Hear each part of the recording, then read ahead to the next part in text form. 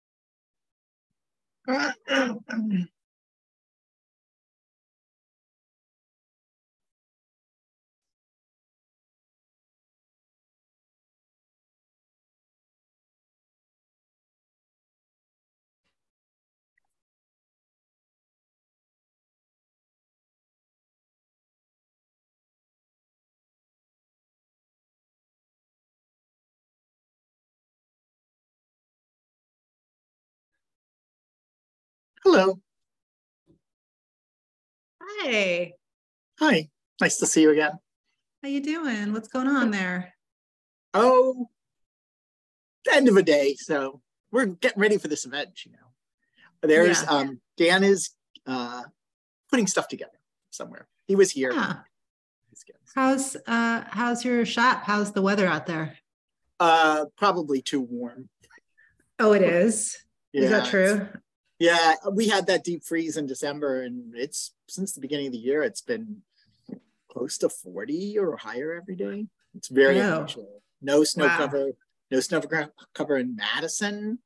So, so a lot of any of my booksellers with like sinus problems or stuff, they're kind of dying. So, wow. Oh, that sucks. Yeah. How's the shop? Oh, it's going fine. Yeah. Yeah.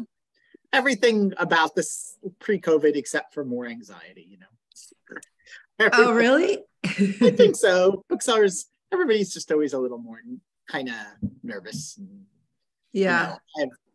I don't know if you've noted, booksellers are a pretty cautious breed when it comes to this stuff. So yeah. Hi, Dan. Hey. How are you? Congratulations. Good. Thanks. How's your week going? I had an event in DC on Tuesday that was fun, and then we went out drinking, and then I had an event in New York last night that was fun, and then we went out drinking.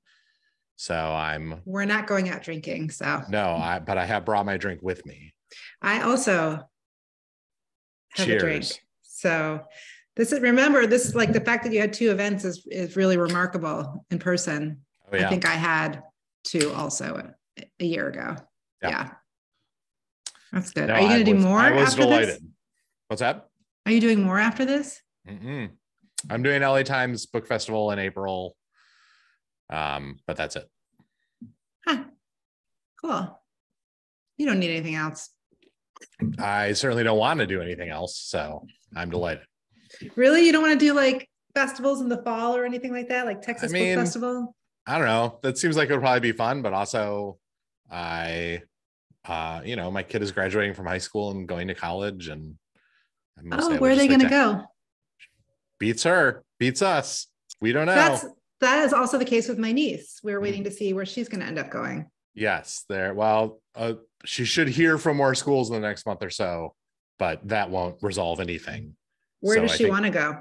She has no idea. What does she want to study? She wants to study writing. Tragically. Did you try to talk her out of it? My niece wants to study film. I have vaguely suggested that maybe that's not what you should major in necessarily in undergrad, but we'll see. That's what I majored in. I mean, I majored in drama, so it's not like I made a better choice. Yeah. Hi, Maggie Robe. Hi, Dan Coyce. How are you? Good. Hi. Maggie and I went to college together. So that's cute. We did go to college together. It's part of my intro. Mm-hmm. I believe we were together on the epic evening of December 31st, 1999, were we not? I can't remember much from the late 90s, Dan. I don't know what happened that night. Oh, in New York? No, I think you were in Duck, North Carolina with us. I don't think I was not. I was not on the duck trip. That duck trip. Right. No. Different duck trip. Different. Yeah. No, not that time. What if I need my headphones? Everything. I usually don't use Zoom. Does the sound okay? Sound okay? Fine. It's like you've been on it for years. Yeah, you sound normal. That's good. That's very good. All right, cool. We use Crowdcast at Flyleaf, and I've done meetings on Zoom, but I've never done a store event. So this is basically a meeting. I mean, yes, a meeting with all of your friends. Well, it's not. They don't accept that the customers can't kind of. Right, it's just a meeting between the 4 of us. There's just a bunch of observers. That's right. I'm introducing y'all, and then I'm just shutting up and listening to you talk because. Yeah. So, Maggie, I don't know if it's exactly the same on Crowdcast. You just turn off your speaker and microphone. Yep, I just hover over my face and mute myself.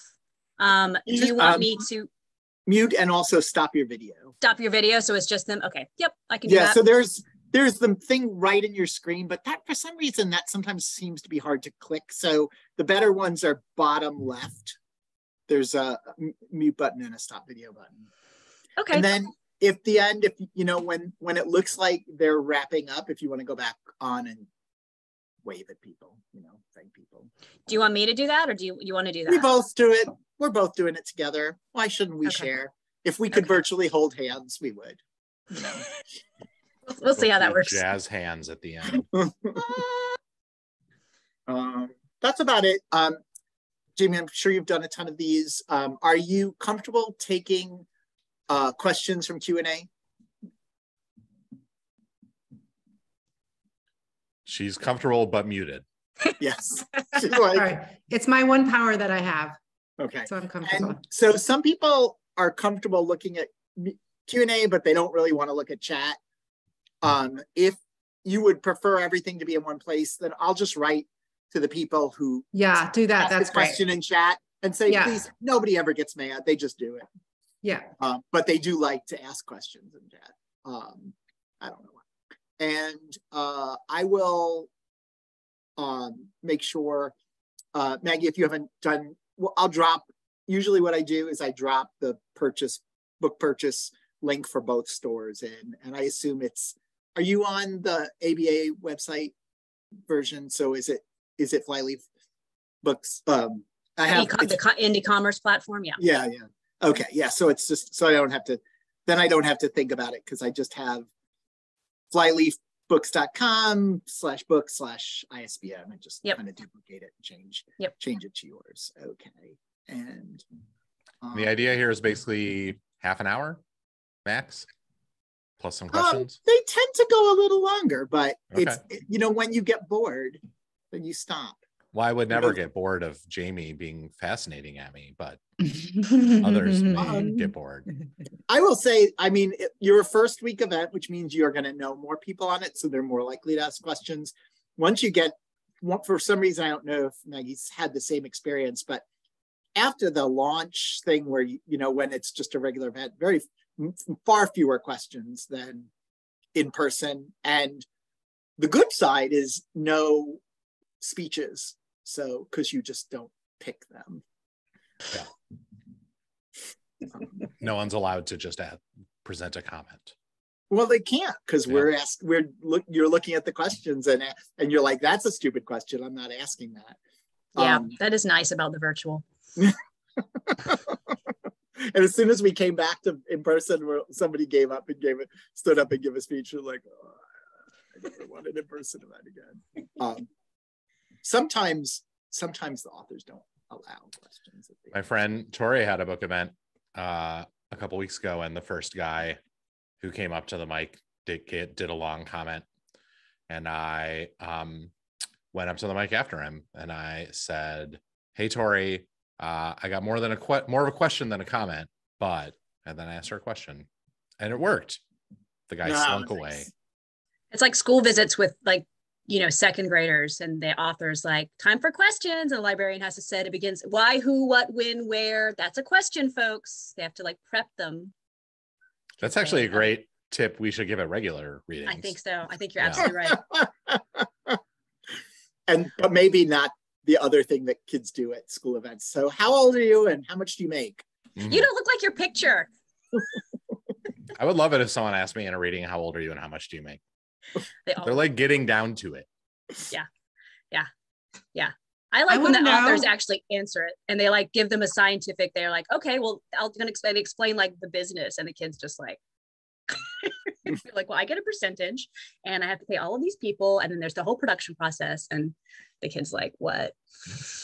But Dan, how old are you? I'm 48. First novel. At the tender age of 48. Yeah, you did it. I'm saving it because I'm going to ask you about that feeling. Please do. Yeah. Practice question.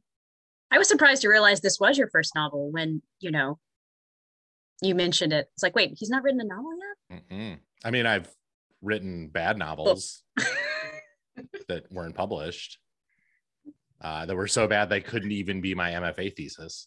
Oh my gosh. Save it. because we're going to ask you that. We want to talk about that. I'll tell you, talking about authors and events, I had an event last year and the author wanted to really be able to screen the questions. I guess they were used to virtual. So we had to run around. I had to give index cards out last minute to people in the line and around the event so that they could, and then I had to gather up the cards and give them to the author so they could screen, the questions. Right. We've had that too, especially when there's an author that has certain things they don't want to talk about. Maybe it's the same author. I'll have to email you and ask. They do that. Like when they do stuff at 6 and 9 DC, that's their standard mode. And actually, as a moderator, I find it very helpful because then you just get like a big pile of index cards on the stage, and you can like do a whole fun business of like looking at them and showing them and like then choosing the funniest one and throwing some away. Like I enjoy that. Yeah. Well, in Chapel Hill, usually our events are fairly small town. So we don't really. Everyone knows who wrote what on what card. I recognize that handwriting. Yeah.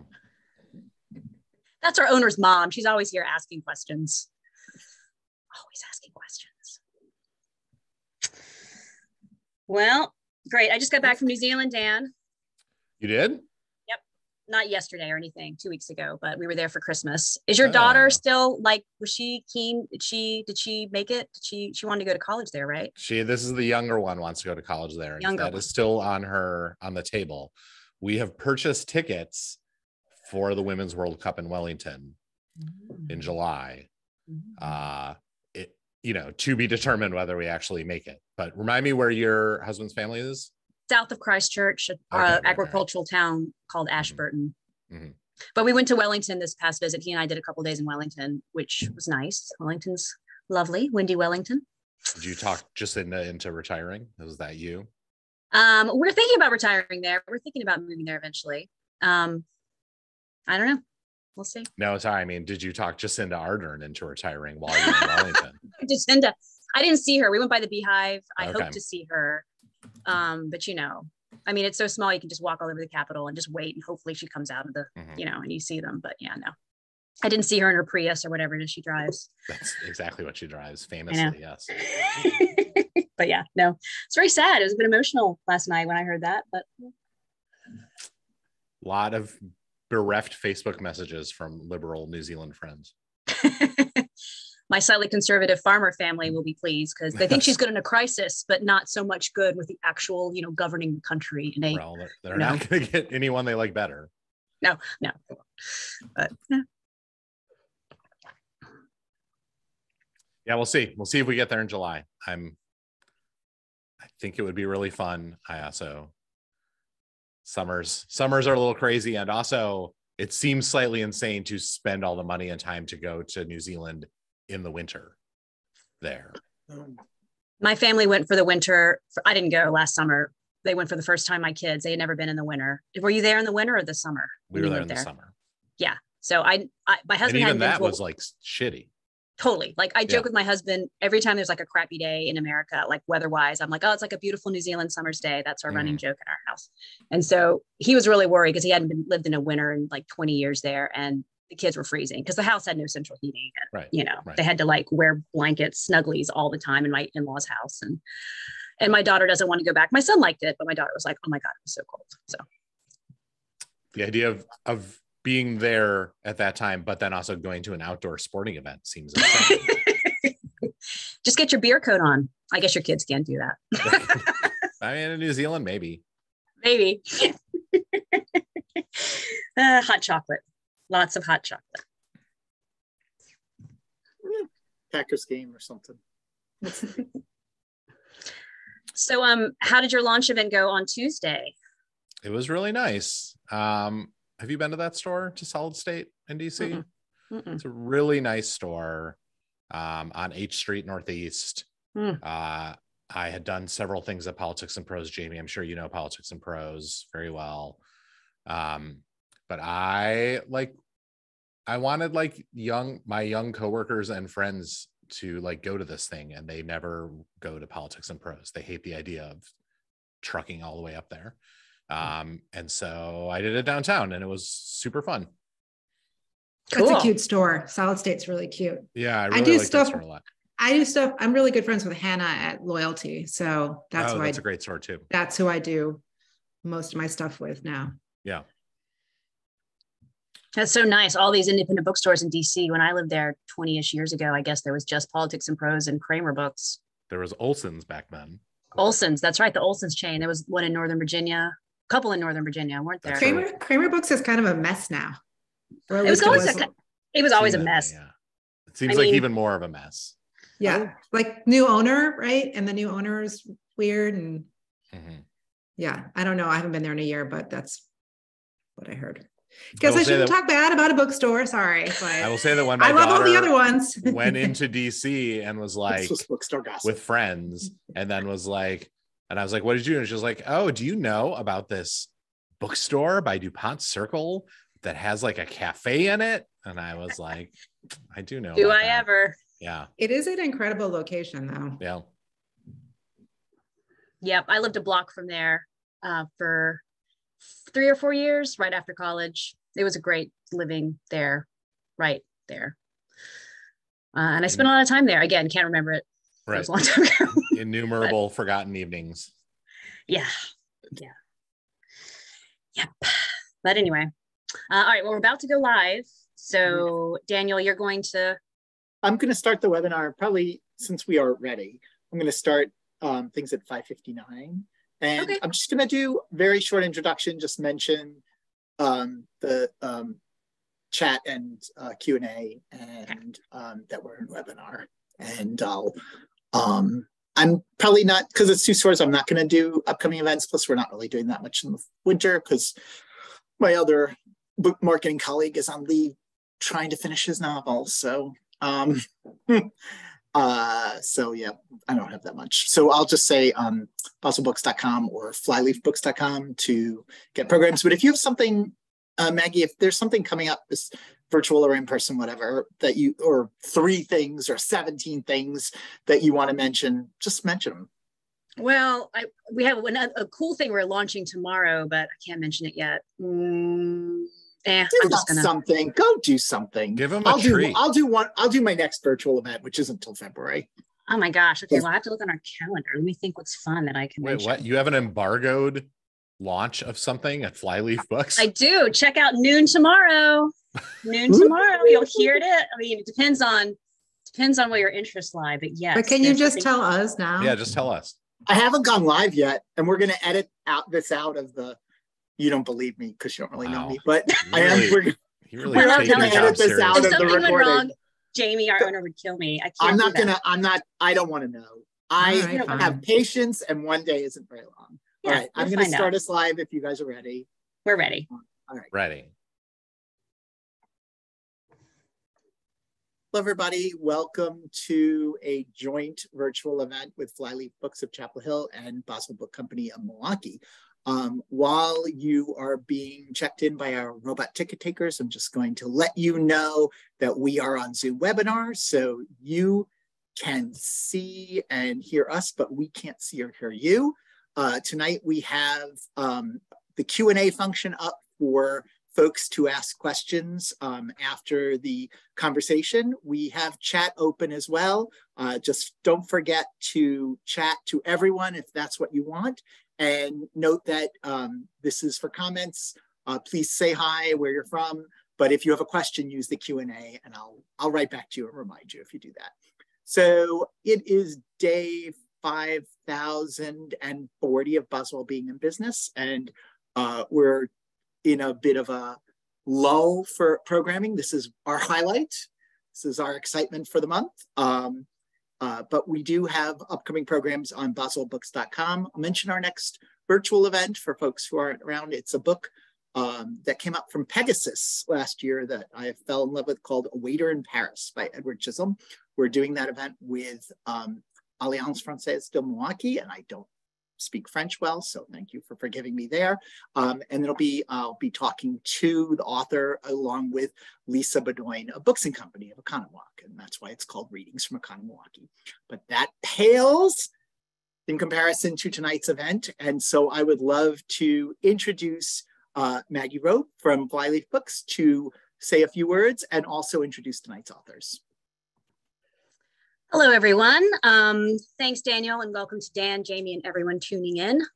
I'm Maggie Robe, the Marketing Events Manager at Flyleaf Books in Chapel Hill, North Carolina, and we're thrilled to be co-sponsoring this event with Boswell Books.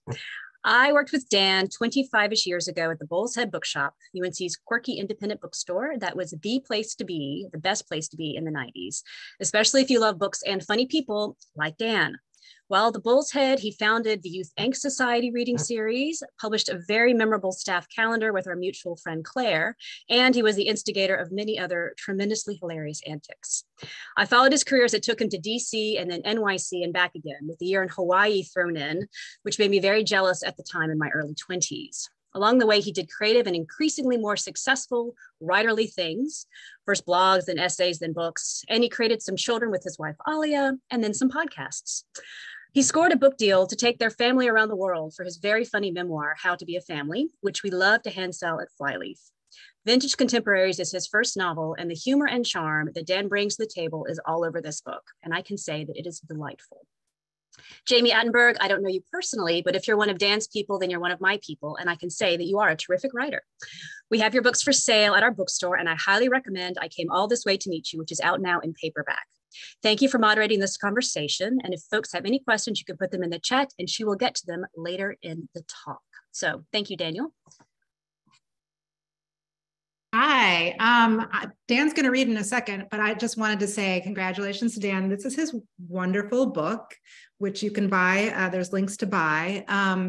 And I'm just really honored to celebrate the launch of this book with him, which I've been hearing about for a while now. And I've known Dan for a while, but only online. This is our first time seeing each other in person, I think, which we will get to in a little bit. But first, Dan's going to read for us.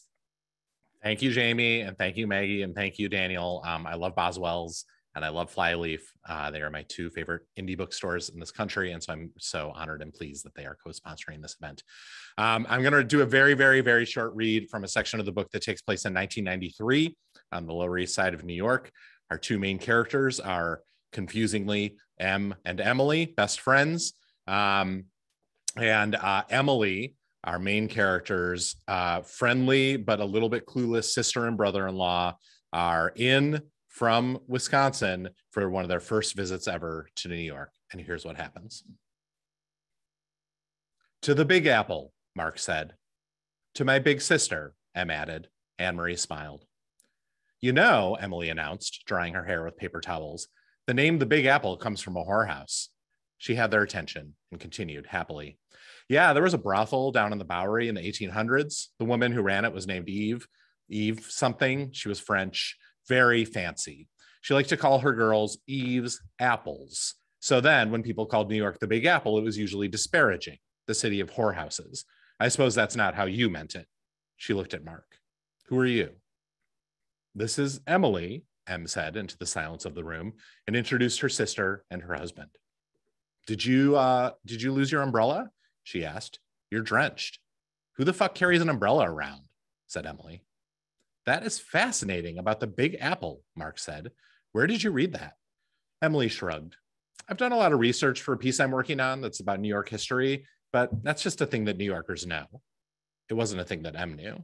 For years afterward, she would bring this amazing fact up in conversation at parties until a historian told her it was completely untrue. Thank you for that. I'm really excited to talk to you about this book, but before we get into it, I looked today to see the first time we ever emailed each other, which was in October of 2012, which I pitched you and you turned me down. Obviously that was an error. No, it was probably correct. And I think that it was like, I can't bring myself to actually read the pitch, but I like, cause it's in a Word document, so safely. So I didn't have to see it. You'll never have to experience that again. I'll never have to know, but I know that it was about being a member of the creative class. I mean, that's a beloved topic at slate.com. So I sort of can't believe I said no. You were like, yeah, it's not kind of basically it was like, it's not special enough, but it only took you, I think 48 hours to reply, which is really nice. And later on you did, I think you approached me next to write something for you. I did, yes. Maybe about New Orleans. Is that right? An extremely good New Orleans piece that I still love. Yeah. Thanks. And so we've known each other from that. And then we can talk a little bit later about how we know each other in another way. But it's been 11 years of knowing you, or 10 and a half years of knowing you. And so I'm glad to see this new version of you where you're now a debut novelist. It's very fun to have this relationship with a person that has existed totally online, and then to have this combo online and real life in-person meeting. And probably someday we'll meet in person. I feel like I know you a little bit. You write very well in your newsletter. You tell me about yourself. I've read your memoir, and but even more than that, I have just seen the way you are online, which is like fun and also surprisingly normal for a person who's online. I think you're probably surprisingly normal too. Yeah. But it is like a very modern relationship. But what's interesting to me is that you're writing about kind of like an old-fashioned relationship in this book, extremely analog. And so, yeah, which is like very soothing and very charming to read. I guess what the first question I have is just tell me about the moment of inception for this book. Tell me how you found your way in, which characters, I have a feeling which character's voice you heard first, but just tell me about that aha moment for you. It wasn't really an aha moment as much as it was a oh crap moment, which is that I turned 40 and I had a minor midlife crisis about the fact that I had not written any fiction in almost 2 decades, even though I ostensibly had a master's degree in writing fiction. I did an MFA in my early 20s, and it did not go well. And it scared me away from fiction for a really long time. And then I turned 40 and I was like, I thought I was a person who makes things up and tells stories. And that's not anything I've done forever. And why is that? And so the first thing that came to me wasn't really a character at all. It was pretty much a time and place. It was 1990s New York City, because I basically started every night at 10:45 p.m. after my kids had gone to bed and I'd finished whatever work I hadn't gotten done for my day job. I would sit out on the porch and turn on some music and drink a beer and do a Linda Berry writing exercise, and those would just constantly send me back to like 90s New York City, off on the Lower East Side. And so that was the inception of it. And I spent basically 4 years writing these little fragments in various Google Docs that had names like, IDK or WTF or some bullshit. And then after doing that for 4 years, I sort of assembled them all together and thought, and put my editor brain in charge for a minute and said, okay, let's say hypothetically that all these fragments were the beginning of a book. What kind of book would it be? And who would the people be? And that is where it was really born. That is where I discovered I had 2 different characters who had a friendship that fell apart in some way, that they were in New York in the 90s and then in the 2000s, and that something was going on with art and the struggle to make a life in the world of art. Okay, and 2 female characters. Yeah. So why? So that was sort of a kludge very early in the process, and this is like a semi-basic response. It was not because I felt like I had a particularly inspirational insight into the female psyche. It was because I wanted to be writing fiction. I did not want to be writing memoir. I also write memoir in other worlds, for Slate and for other places. I wrote a book that's a memoir, but I did not want this to be me. I wanted to force myself to have it not be me. And so it became very useful as a rule that each night at 10:45, I would start writing something and I would remind myself that it was not me by just making the person who was talking a woman. It was like a dumb guy's way of remembering that this is a totally different person from myself. Huh. And was there ever a moment where you were writing it in first person, or were you always doing this kind of close third? It was a mix. I spent a lot of time writing M, the person who ends up being our focus character, in third person. And then I wrote a lot of Emily in first person. Emily, her friend, the sort of wilder, meaner one. And none of that stuff ended up in the book, but that was how I sort of found my way into her. Into getting to know her. Do you feel more comfortable in one versus the other? I'm always interested in talking about close third because I'm passionate about it myself. And I feel like when I do a lot of interviews of authors, that's like the thing that I go to is wanting to know why they chose the perspective that they chose and the voice that they chose. The first person stuff I was doing as Emily, I think was interesting. And it was fun to write, but it really took over the book in a way that I didn't like at all. And so I just ended up cutting all of it. And I wanted a much more detached third person vibe in this book because once again, I did not want at any point to be fooled into like just writing my own shit.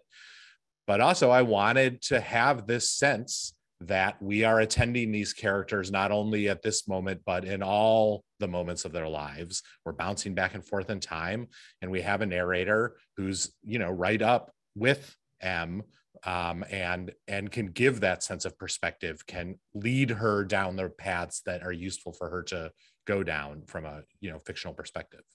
Dan, we're always writing our own shit no matter what.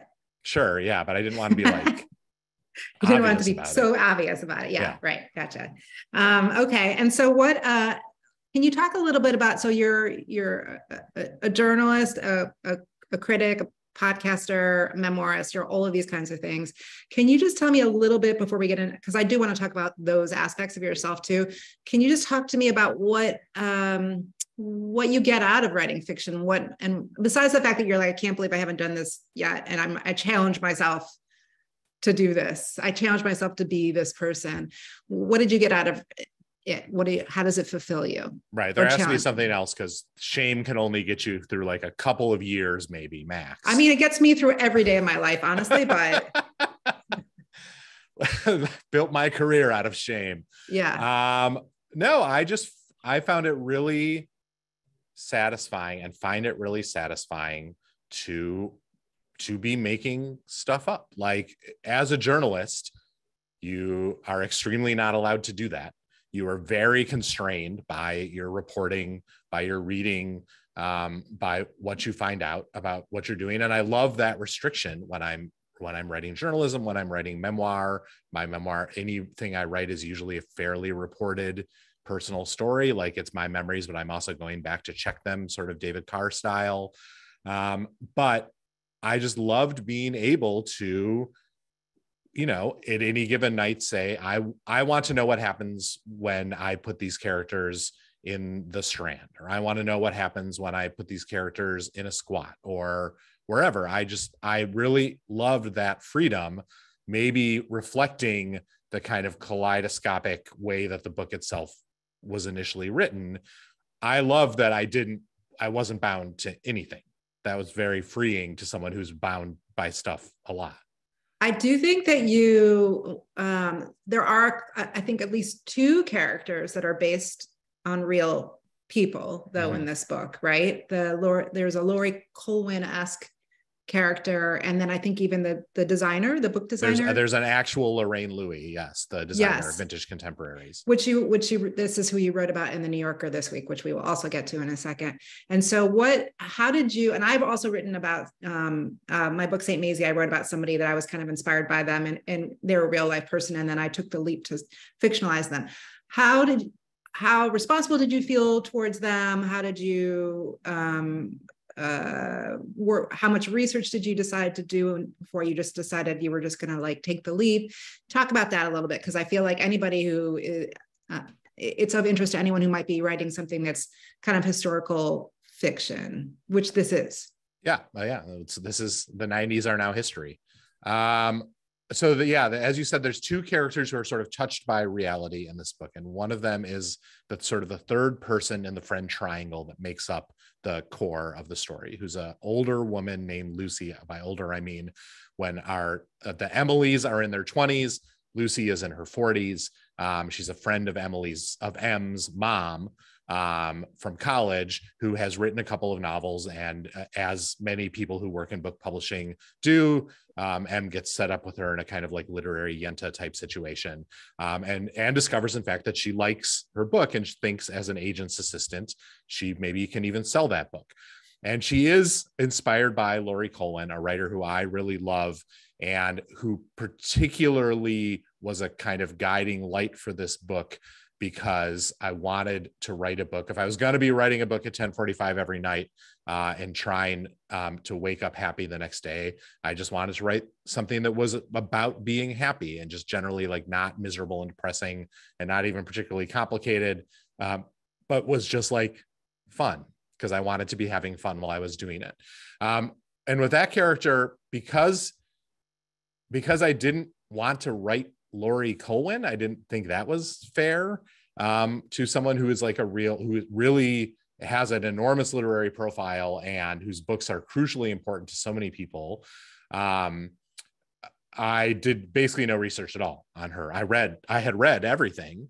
And so, a lot about both her aesthetic and also herself, because she wrote a couple of memoirs in recipes. But I didn't basically read anything else other than that. And I just created a sort of altered, imagined version of her on the Upper West Side, who it turns out doesn't in the details resemble her that much at all, but in the sort of broad sweep does. But then for Lorraine Louie, who is the graphic designer who designed the Vintage Contemporaries line of Random House paperbacks that were launched in 1984. Many people will know them because of Bright Lights Big City, which was one of the first books on that line. But they all had similar, very stylish 80s covers. And I wanted my character, I wanted M to meet someone who represented to her a kind of a version of publishing glamour and glory. But I didn't want her to it didn't seem that much fun for me to write like a famous, like for her to meet Jay McInerney or something, or a fake Jay McInerney. I wanted her to meet someone who worked in publishing like her, but who had like what she anticipated was the version of the glamorous publishing life she was obviously headed towards. And so then she meets this woman who designs these books that she's crazy about, that she thinks are like the ne plus ultra of literary publishing. And I was curious about what that would be like. And so I did actually do quite a lot of research on that, to the point of calling Lorraine Louie's widower, who's a graphic designer named Danny Palavin, to ask his permission, but also to interview him about his wife and to ask, what was she like? What was she doing at this time? How did she feel about the covers that she made? And from him, I discovered a truly amazing and incredibly fictionally useful fact, which was that book publishing drove her nuts and she was desperate to get out of it. And by the time that she got very ill in the 90s, she really was thinking that she wanted to, in fact, get out of design entirely and maybe just become a nurse. And she died in 1999 of breast cancer. Danny still speaks very beautifully about her and the life that she lived. And so then the fictional leap I was able to take with her was to do something a little different with her that I hope Danny forgives me for, which is to just have her not die. That's very sweet. So your journalistic impulses did sort of find their way into this. Yeah, and that's a real like late game move. It was sort of like I'd spent 4 years writing with pure freedom. And then at some point I thought, okay, do I want this to be a book? Am I so idealistic and devoted to fiction as an art that is simply for self-betterment that I don't even care it's a book? It turns out I'm not, and I did care. And so I tried to figure out, well, how do I shape this thing into the book that it maybe seems like it could be? And that meant a lot of rewriting and fixing, and then figuring out where the holes were. And as an editor, holes to me often mean, okay, this is something that you can fill with a little bit of inspiration and a little bit of research or reporting. And so that is how the squats became such a big deal in the book. That is how Lorraine Louie became such a big deal in the book, because those are things where I knew it needed a thing. And I didn't trust my 10:45 boozy brain to magically come up with the thing. So I thought of it as, well, what is the thing it needs and what are the actual tasks I can accomplish to supply them? I mean, so You mentioned the squats, which I would love for you to talk a little bit more about. But what's amazing is that this week, the week that your book came out, you have an article in New York Magazine and a piece in New Yorker, which is like pretty great for a debut novelist. Now, we know you're like a little bit more than a debut novelist because you're an editor. You have had several books before this. So you know how it works and you have connections and you've written for all these places before and everything like that. But let me just say, I saw that and I was like, Dan did his homework. Dan did a very good job this week. He like no did less all the than Taffy Brodus Arachner said, wow, I thought I did a lot of self-promotion. That's not what you did though. You wrote valuable pieces. Thank you. Right? Like they were I read them. They were pieces of substance. They were interesting. I mean, that is self-promotion. Let's say they're both. Yeah. Yeah. But like, I mean, it's a lot of work to do it. Self-promotion is part of it, certainly, but it's you know when it's filler and when it's not. And it is fun to take the stuff that I learned to write this book, but that I could only include the teensiest little parts of, or that I had to fictionalize in some way, or that I wanted to fictionalize in some way, and like give them a little place of pride in a couple of different publications to say, look how interesting this is. Shouldn't everyone else be just as interested as me in the 13th Street squat eviction of 1995? And you knew how to form a narrative around it. I think I love the New Yorker piece the most because I loved those books too. You know, the pieces about those vintage covers. And I wish I had, maybe somebody could throw it in the chat or something. If anyone knows Dan and knows the piece, could throw it in the chat so everyone can read it. But otherwise, you can look for it afterwards. But I loved, of course, that personal story about her, but those covers had an impact on me. I was, sitting in the Midwest reading Bret Easton Ellis, sitting in suburbs of Chicago and thinking, well, I don't know. Do I want to go? Should I go to New York? Like that sounds both terrible and delightful. And those covers were really kind of a part of it. They felt, oh, look, Daniel Golden threw that in there. That's great. It's in the chat. For I think many people of roughly our generation, reading like Bright Lights Big City, reading Jay McInerney was a way of thinking about, oh, do I want to be a literary person? Yeah. Do I have what it takes to do that much coke? Right. No. Yeah.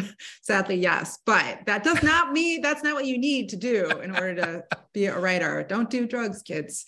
Anyway, I love those pieces. I love what you wrote, and not everybody knows how to form a story out of their research. We like, in terms of like having it live in the nonfiction world, like there's a lot of picking and choosing of details and what you want to do with them. So that was really exciting. Do you feel like going forward that and I have two other things I want to talk to you about, but just going forward, do you feel like, wow, I really want to keep writing fiction? I feel like I really missed writing, focusing my energy on journalism. Like, how do you see it like playing out for you? Did it feel addictive to you? Do you feel like, yes, I want to keep doing this? I do. Yeah.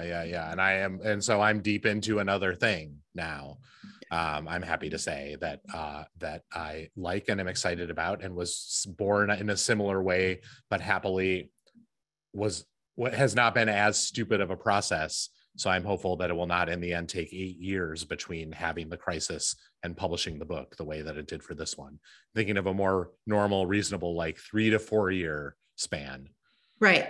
That sounds good. Yeah. Yes. Especially if you have, although are you going to have an empty house soon? You have one kid? We have a couple of years to go until we have an empty house. 3 years from now. Yes. I'll have a lot of time on my hands. Yeah. Then you'll write them. So who knows what magic happens then? Yeah. Okay. So, and I also want to just say that, I have appreciated the fact that you have been a participant in 1,000 Words of Summer, which is something that I don't want to make this about me at all, but it's been really great that you've been a part of it and that you wrote something for the newsletter about it, and you have cheered it on. This book online. exists as a real book in a lot of ways, I think, because of 1,000 Words of Summer, because that was the thing I used when I got to the sort of molding and shaping part. And I said, all right, it's just going to take a bunch of words to do the things that I need to do.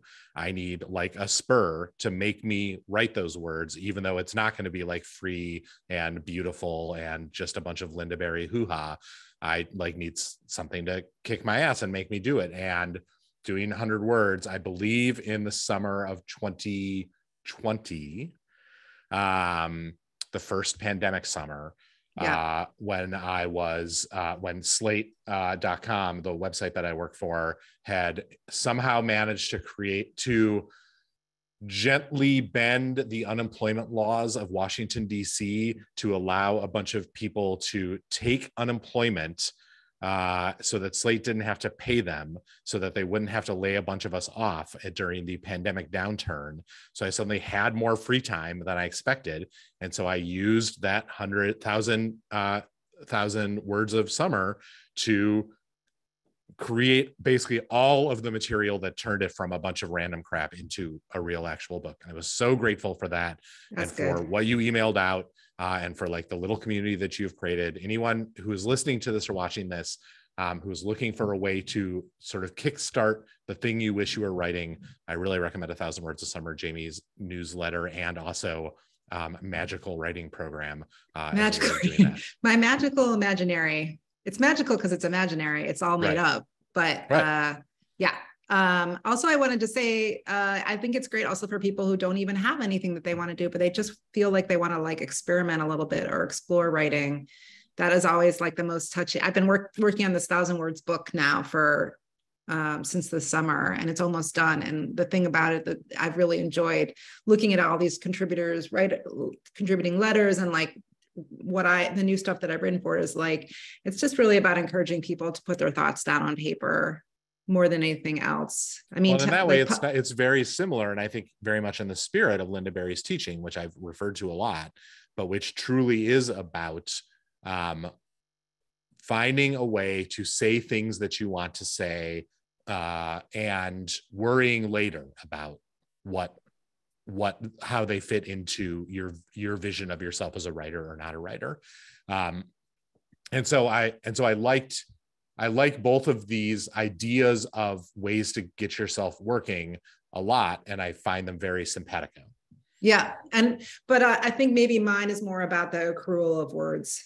That's like correct. things piling up, and hers is it's weird, but I don't read a lot of other creativity kinds of things because it's not that I don't need it. It's just that I'm so already ensconced in my universe.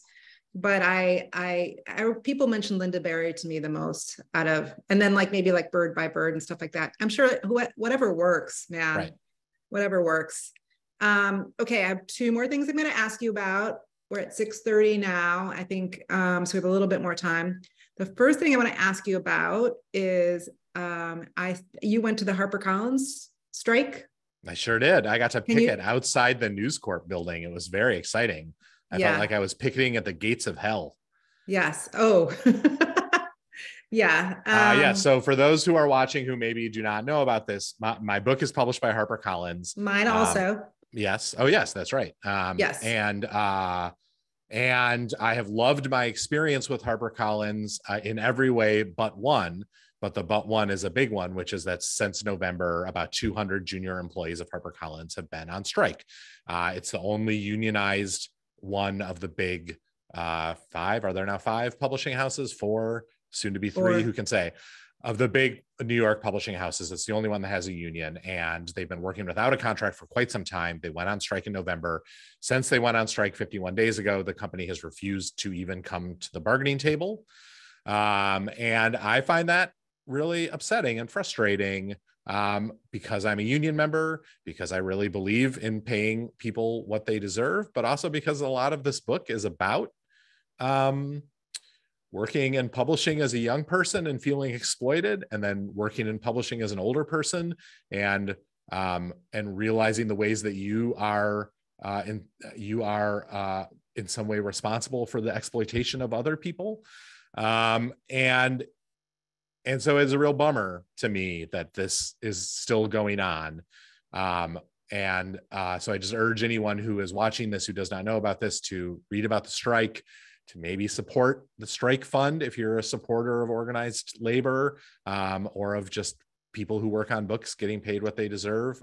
They're not getting paid right now by HarperCollins. And they're asking basically for everyone to get a $5,000 a year raise, right? They're just trying to get raised. They're not even asking for everyone. They're asking for the base salary to raise from $45,000 to $5,000 in New York City. $50,000 in New York City, which is like the most expensive city. Right. And where it costs $50,000. It costs $50,000 in New York City just to go to the dentist. So anyway, we support those people out there. And now they're trying to hire people to cross the picket line and do, and I think it's hard for the people who are not on the picket line too, because everybody wants to just work together and publish good books. So yes, my editor and my publicist are too senior to be in the union. I know that their lives have been very difficult for the last 50 work days because they don't have their colleagues, because their company is so divided, and because they have a shitload more work, which also sucks for them. So thinking about this book and how a surprising amount of it ended up being about work, and about the way that M thinks about work and working in publishing in the 90s, and then how she thinks about it in the 2000s. And a lot of it is like a kind of a celebration of the good work that editors do, and the way that editing is not exactly an art, but it is a craft that brings art into the world. And I'm proud of editors and editing. And so I really want to be able to celebrate my publishing house soon. So get it together, folks. Get it together, HarperCollins and Fox. Mm-hmm. Yeah, really get it together. News Corp Fox. Is a little bit of Fox News Corp. What's happening here? Yeah. They are like, we don't really negotiate. Right. Okay. So anyway, there's two questions that are in the chat right now. Obviously, y'all, you have like a great font of information here about across many territories in the publishing and writing world. So don't be shy. But I just really quickly, and this is very niche, so if you haven't seen Tar yet, I'm sorry, but we're just going to talk about it for like 2 seconds, because Dan wrote this great piece that went viral on Slate about Tar, the movie. And it's like about like kind of like some conspiracy ghost theories about this. If you could summarize it in 3 sentences. So you somehow not give anything away, but like entice people to go see the movie. You may, if you haven't seen Tar, you may have heard people describe it as, it's like a cancel culture movie about a female conductor who does bad stuff, and then she gets Cate Blanchett. Right, played by Cate Blanchett. My argument is that, in fact, Tar is a horror movie / ghost story in which nearly the entire final hour does what you see on the screen may or may not represent what is actually happening in the life of its character. And in fact, she's just going totally bonkers, and we are seeing the paranoid, haunted inside of her brain in different forms. And it's so much more fun as a movie that way. It really is. And I feel like, so I saw it and I was like, I had some, like you definitely have to see it a couple of times. Like, I don't know if you thought it right away on your first screening of it, but you probably thought, there's something more going on. But I thought there's something weird going on, because why are there people in the background of shots who have red hair? What the fuck is going on with that? Right. So you wanted to want to see it again. I only saw it once. But I was like, I thought about it, definitely, that movie, for a couple of days afterwards. It sort of like, it like sinks into your brain. It's a really smart, and she's so great. The performance so great. And it's so like gorgeous. And it's like a fantasy life of just traveling around the world. And she's got these beautifully tailored suits, and everyone's fascinating and interesting and dramatic. And it's great. But then I read your piece and I was like, well, now I can't stop thinking about that. It's a very chewy movie already. Like, there's so much in it that is fun to think about and talk about. It's like a great, like, I wish I'd been able to see it in the theater and like go out to a bar afterwards and yell about it with people. Instead, I just wrote 2,500 words and yelled about it on the internet. But it also really lends itself to a bunch of fun, weird interpretations, because Todd Field, who wrote and directed it, clearly is having a great time larding it with a lot of weird stuff, in hopes that people will come to all kinds of different conclusions. And I really enjoy that. And it really frustrated me to see it reduced in so much of the writing about it to, well, is cancel culture real? Which is like the most boring possible way to think about that movie. Yeah. Okay, let's do some of the Q&A questions. Kate asks, why name the characters Em and Emily? Great question, and one I have asked myself quite a lot over the last few years while copy editing and then attempting to talk about the novel. Basically, it seemed like the easiest gift I could give myself, which is that I'm named Daniel. That is as Daniel Golden can attest, that is a fairly common name for boys of my generation. I've never been the only Daniel in any elementary or middle school or high school class. There always were at least 3 or 4 other ones. One of my best friends in college and afterwards was also named Daniel. And so, and I think a lot of people in our generation, in the people coming up with interesting names generation, I think a lot of us have this experience of being very close with someone who just literally has the same name as you, which creates a bunch of unintentional comedy in your life. And I thought, what a gift that I'm writing about friendships of your 20s and how you subsume each other into this kind of unit that is not one of you or the other, but is instead both of you annihilating each other in a way, which is both beautiful and terrible. What a gift to just be able to just give them the same name and make everyone else have as hard a time telling them apart as they do themselves. Of course, what it meant was that I made a million mistakes all over the book and then tried to fix them all. And then the copy editor found more. And there's still like 4 mistakes in the galley that we sent out to press. And I think I fixed them, but someday someone is going to find another Emily mistake in the book and I'm going to lose it. Okay. Can't wait. I look forward to that tweet online. The writing process, anonymous attendee, hello. Sort of sexy sounding anonymous attendee. The writing process has lots of false starts and plot lines that are not pursued. How do you deal with those? Do you have editors in real time, friends who gave notes? Who is in your circle of trust for those decisions? I did not have any editors in real time for the first until I had a full draft of this book. I simply could not face the idea of subjecting my friends and trusted readers to a thing that I wasn't even sure was a thing. I know I should probably get over that. I have readers who I love, many of whom are in fact in Chapel Hill or Milwaukee, who have never given me anything but good advice. But the idea of sending them something that I wasn't even positive was a book, and then having them come back and be like, well, thanks for having me read this thing that's not a book, was like too much to bear. When I had a thing that I thought resembled a book, I then, sent it to a group of close readers, including someone from that MFA program. So it wasn't a total waste, the MFA program that I did. And also a bunch of other close friends from college and elsewhere and later in my writing life who were very useful. But the way I dealt with all the false starts and the stuff that didn't work is I just threw it away. And I was like, oh, well, that's just, that's the way it goes when you're writing a novel for the first time in 18 years and your last one was abandoned halfway through. I'm curious. I don't think you said this in this. I think you said it before we got on. You talked about like the MFA program you were in being discouraging. I did not do an MFA program. So I love when people talk shit about MFA programs. Sure. Can you tell me why it was discouraging? Let me give you a little of that sweet Schadenfreude. It was not discouraging, I don't think, because of any particular fault of the program itself. Although maybe I would have found faults if my faults were not so glaring and obvious and had not taken over my experience. Was this your Bret Easton Ellis years? Is that what you're about to tell us? No, that was not the problem. It was the problem was the opposite. It was that I was working full time while I was in this MFA program because I did not go to a funded program foolishly. I should not have done an MFA when I was 22.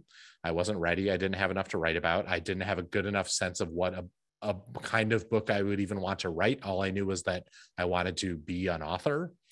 And so then I applied to a bunch of programs, none of which had money. And then I took out a bunch of loans and worked full time through the program. So I was stressed out and couldn't focus very well. And then I spent like a year writing half of a novel that was terrible. That was like a very serious, intense, gritty literary thriller, which I think I'm not actually constitutionally capable of writing, but I didn't understand that about myself. And then I gave up and just like did it like, my thesis was just a bunch of workshop stories, with a title on the front of it. Yeah. And so it convinced me for a really long time that I must not actually really be a fiction writer, because I had, 3 whole years devoted to being a fiction writer. And at the end of it, I was frustrated and annoyed, and had written half of a thing that was bad. It's not your spirit. I'm just going back to the thing that you said about it's not your constitution, because I wrote down this line from the book, which is, it is miserable to be unhappy about things I have no control over, so I'm going to stop. But you wrote a very we're at that book. easy, but yeah, yes, but you kind wrote, of. You wrote a book to make yourself feel better. Yeah, that is definitely how I've tried to live my life, and sometimes I fail, and sometimes I succeed. But I did make a conscious decision at some point, in somewhere around those years, it is definitely not worth it to just drive myself insane about shit that I can't do anything about. Just try not to be miserable all the time, Kois.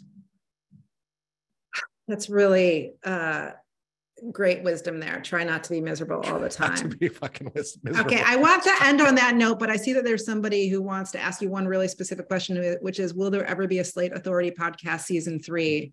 I know the HBO season already aired, but I missed your analysis. This is a wonderful question. And I'm deeply sorry to say that The Authority, our podcast about His Dark Materials, has been canceled by the Magisterium. I'm actually doing this chat from a chamber deep in the heart of Geneva, where the Magisterium is holding me and Laura. We may never get out, and we are going to be unable to recap the season. Laura Miller did write a great piece about the entire season, which I urge you to read on Slate, but there will not be a season 3. I'm sorry. I feel like we just were on a podcast there for a second. All right. Well, so how's your mattress, Jamie? Do you feel like your mattress is really good? Does it support your back? Because I got great news for you. I don't really listen to podcasts, but I sometimes do. This is the most obvious thing to say, to go to sleep, because everyone's voices are so nice on them. And then I just fall asleep. So I don't know if I've ever actually heard a podcast from beginning to middle to end. You've never gotten to the ad break, so you don't even know. I know what the ad breaks are. That's probably when I fall asleep, but I've never bought a new mattress. And you're this entire presumably time. Great mattress, so you don't need it. All right. Well, I think we're going to be looking forward to another book from you, another novel from you someday, right? I feel like that's in the cards. What can you tell us a little bit about it? It has been read by some friends, and one of them described it as gentle It, which is to say Stephen King's It, except for that everyone's going to be okay and no one's going to get hurt. Oh, that's really sweet. All right. Well, I think we can end there. It was really great to talk to you. I hope we do get to see each other in person, and I'm really so excited for people to read this book. I think people will really love it. It's a very charming book that really captures a very specific moment in time, and these 2 female characters are very engaging, and you care about them, and you want to spend time with them, and you want to know what happens to them at the end. So congratulations. Thank you, Jamie. Thank you so much for doing this. Shall we toast, please? Ding. Ding. Thanks everyone who came. I'm really grateful to everyone who joined us, and thank you so much to Boswell and to Flyleaf, America's 2 greatest indie bookstores. I love you guys both. There is a link to purchase from Flyleaf in the chat. If you want to purchase from Boswell, you just switch it to Boswell Books from Flyleaf Books, or buy it at your favorite independent bookstore, somethingelsebooks.com. Thank you both for a wonderful evening. Thank you to Maggie for working with us on this program. We are recording, and we will have it to folks in a couple of days when we have it edited, lightly edited. It'll go to everybody who registered for the event, but you'll have a link to watch it on YouTube, and we hope you'll pass it to other people. Thanks, everyone.